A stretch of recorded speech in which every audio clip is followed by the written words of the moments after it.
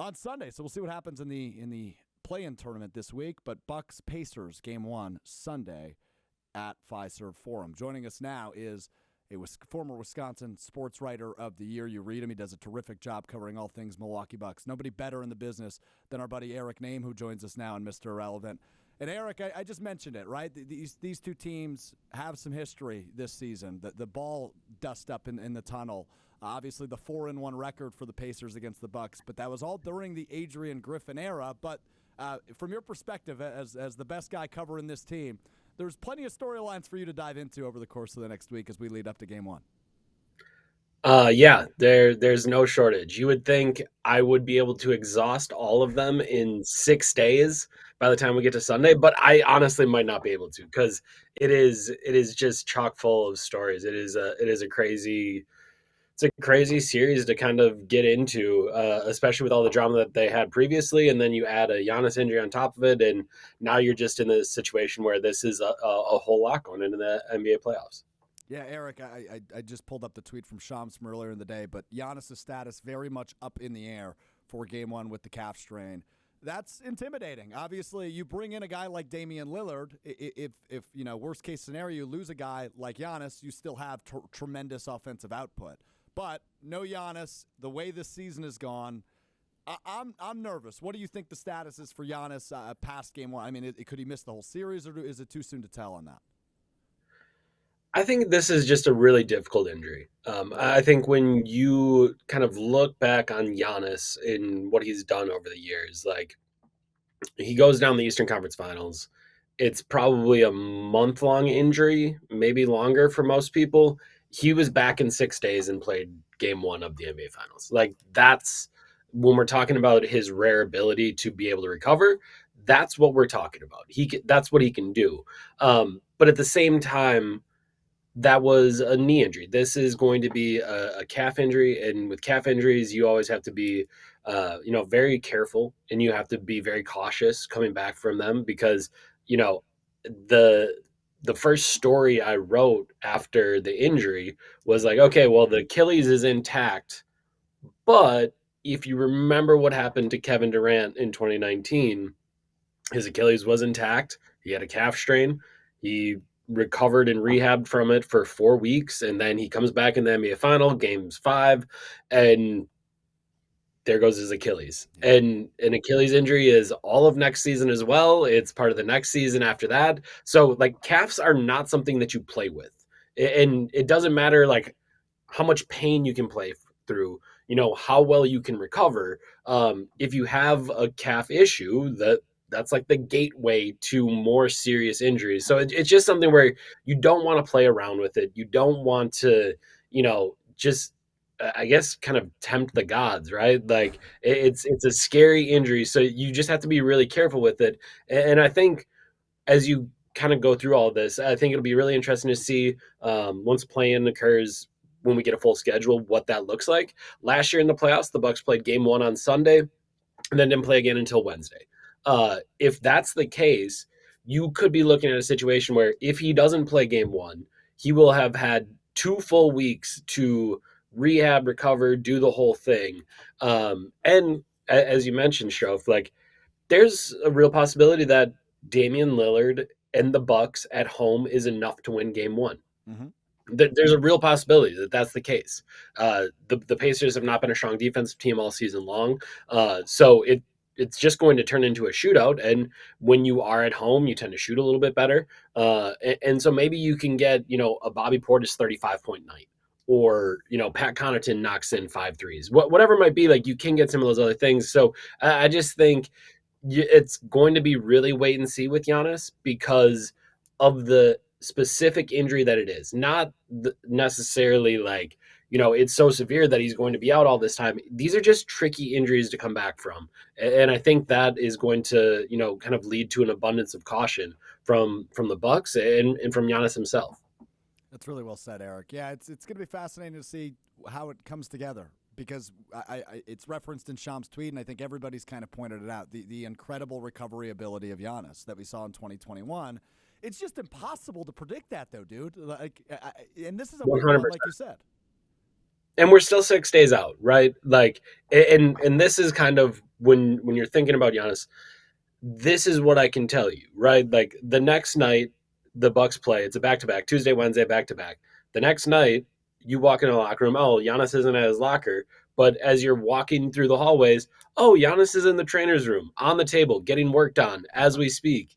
And that's what you're talking about. It's there's a reason why he didn't go on this road trip. It was so that he could wake up in the morning, go to the practice facility, get in a workout, get some training done, get some rehab done, whatever it is, take a break, get some more rehab in, take a break, get some more rehab in. Like this is if you talk to him about, the recovery process in those 6 days between the Eastern Conference Finals and the Finals, it is a 24-hour process. And that means if you get all the way until Sunday, that's been 10 days of Giannis working around the clock with the best doctors in the world, with the best training staff in the world to get himself back on the court.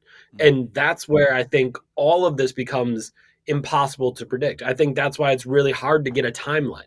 I think there's a timeline for normal people, and then there's a timeline for this crazy person that will do anything to get back on the floor. Like that's what I think makes all of this very difficult to see, which is why 6 days out, I think the way Shams kind of put it is accurate, and that is something that you have to be concerned about. But that could change in 3 days. That could change in 5 days. That could change in 6 days. So you just have to kind of let all this play out, and I'm sure it'll be an interesting week as that occurs. I like that you defined him as a crazy person because that feels very applicable to Giannis Antetokounmpo. I was gonna say I think said it out of love, but no, that's he is a crazy person. There's no doubt about that. No doubt about it. But just add this Giannis injury right ahead of the playoffs to the already insane roller coaster of a season that it's been for the Milwaukee Bucks. I don't know how you view it, Eric, but for me, it's really hard to evaluate Doc Rivers. I mean, I try to do it from post All-Star break to now, and I'm just going to use the term I just used for a second time. What a freaking roller coaster. 88 points last night. I don't know if that's the season low. You would probably know that. But 88 points in the regular season finale when most of your guys are playing, not pretty. I know they didn't play much late in the game when it was already out of hand. But how do you define the Doc Rivers era so far in Milwaukee? Because I think, A, it's a really hard thing to do, but B, this is a team that has championship expectations going into the postseason. I mean, I thought it was disappointing.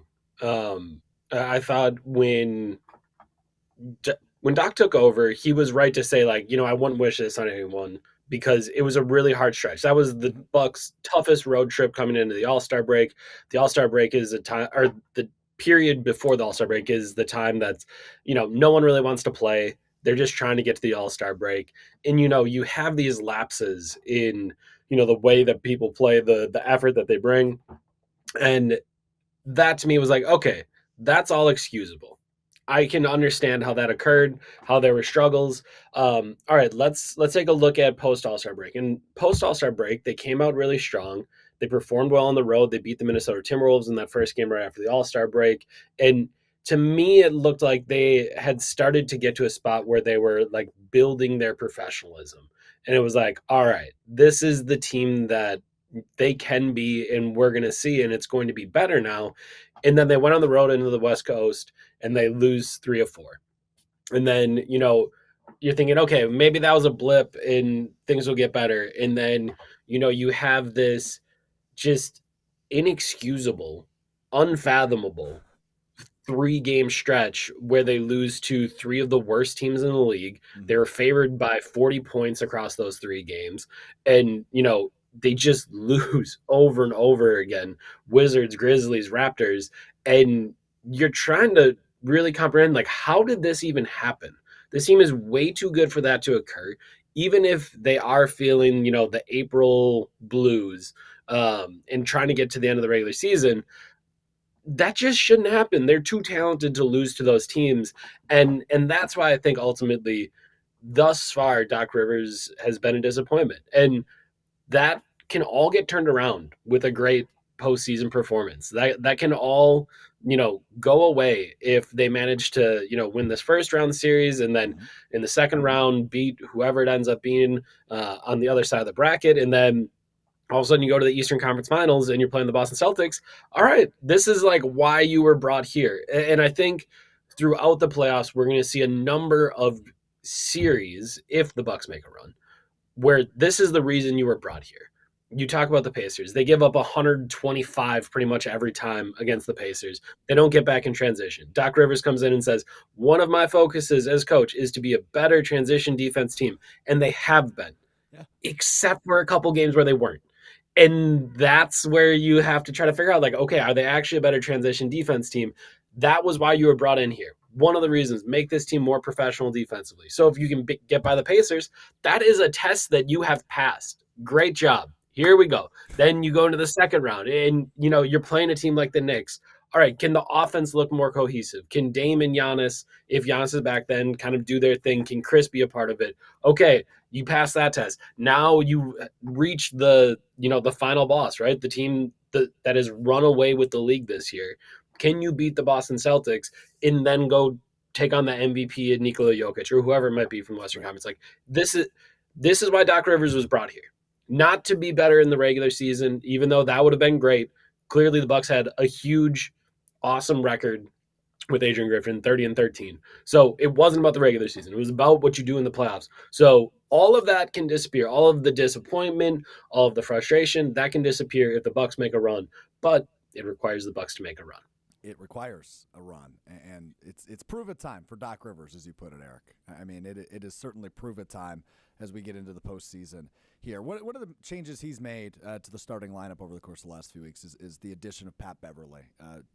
Give the perimeter defense a boost, I believe was the mindset in that move. How have you evaluated that change? Has it improved the defense as much as we had hoped? Because obviously Dame, not known for his defense. He's an offensive guard. And when you lose a guy like Drew Holiday, who's the best in the league at that position, you need to find a spark somehow. Has Pat Beverley provided that?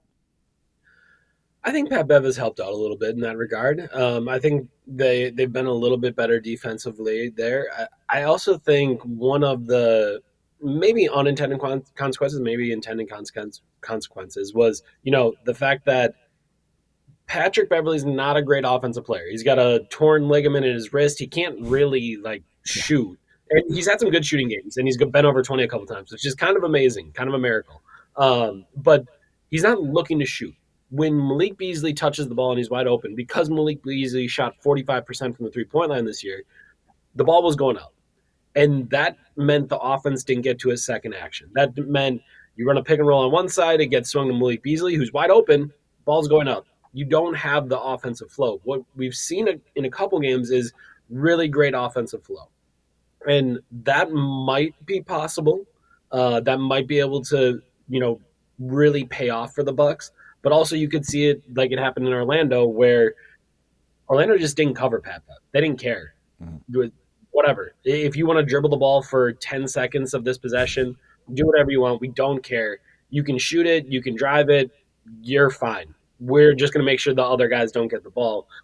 So that to me is where it'll get interesting in the postseason is, as you saw yesterday in Orlando, they just didn't have enough offense. And I thought they looked better offensively when Malik Beasley came into the game. And if it's a offensive starved team like the Orlando Magic, okay, you can get away with it. You don't have to be that good defensively. You just got to put up enough points to win. So watching how that formula kind of comes across here in the postseason is going to be really interesting because the Pacers don't play a ton of defense. So can maybe try to be better defensively and have Patrick Beverley out there. But also you may need to get into a shootout. Like you have to try to figure out exactly what you need in this series. And Beverly's another option, but I don't know that he's, the fix-all. He's not going to solve every problem that you have. He's just not that type of player at this point in his career. No, I think you're spot on with that. Final thing for you, Eric, is, we just called it prove it time for Doc Rivers. What is the conversations been around the locker room as they wrap up the regular season on the road over the course of the weekend? Does this team feel like they are still a championship team despite the uncertainty with Giannis, despite the uncertainty with the head coach, at least in the public eye? Do they still believe in that locker room this is a championship team and it's time to prove it? Yeah, I think undeniably all of those guys, you look around that roster, one, you have champions. You have a guy like Chris Middleton. You have a guy like Bobby Portis, Pat Connaughton, Brooke Lopez. They've all done it. They have championship. So they can lean on that. And then I think with Damian Lillard, he's talked about, sure, there's a regular season, you have to get through it, and I like playing basketball, so obviously I like the regular season, but like, I was brought here for the postseason. This is the reason why I was brought here. So I think you have some of that with Dame, where it's like, this is the moment I've been waiting for. Like, it wasn't a Tuesday in Indianapolis; it was next Tuesday in Indianapolis when it's a playoff game. Like, that's the one that I want to be around for. That's what I want to do. So I think you have all that, and then Doc Rivers hasn't really like sugarcoated it. Like yesterday, he said we need a lot of work, and we're going to put a lot of work in this week to make sure that we're ready for our first game in the postseason. This is going to be a serious week for the Bucks. They need to get better. They need to be more focused. They need to make sure that they're ready to go for this playoff matchup. And I do think there's probably some hope that the fact that it is the playoffs will elevate that. There won't be those moments where they aren't overwhelmingly professional, like Doc Rivers had said in Washington D.C. a few weeks back. Like, those games, all of them count now. So I think that's kind of the hope that, one, there's a lot of faith, there's a lot of confidence, but also I do think there's going to be an increased level of focus here as the Bucks reach the postseason. Yeah, and if you need to build in a chip to put on the shoulder, let's remember what happened in the first round last year, right? They do not want a repeat of that with some home court advantage as the 3 seed in the Eastern Conference. Eric, you're the best in the biz, buddy. Really appreciate you taking the time, giving some insights, and hopefully we've got a deep run incoming where we can do it again soon. I hope you're right. That sounds fun to me. You like to work. Dude, I'm a worker. I'm a grinder. I got a little crazy in me too, Yeah, you do. He's the best. Eric Nehm from The Athletic covers the Bucks. Appreciate you, Eric. You're the best, man.